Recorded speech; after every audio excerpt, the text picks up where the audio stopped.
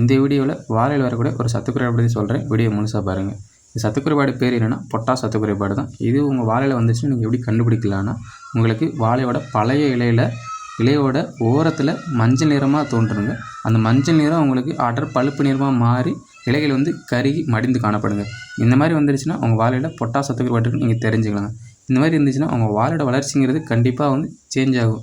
அதாவது கனிவுடைய பகுதிங்கிறது கண்டிப்பாக குறையும். அது மட்டும் இல்லாமல் ரொம்ப முக்கியமான ஒன்று, பழம் வந்து மெல்லிதாக இருக்கும். அதனால் இந்த பழத்தை வந்து நீங்கள் மார்க்கெட்டுக்கு சேல் பண்ண முடியாது. அந்த மாதிரி ஆயிரும். இதை எப்படி நம்ம சரி செய்யலாம்னா, பொட்டாசியம் சல்ஃபேட் போன்ற உரத்தை கொடுத்தோம்னா நம்ம கண்டிப்பாக இதை வந்து நிவர்த்தி பண்ணலாம்.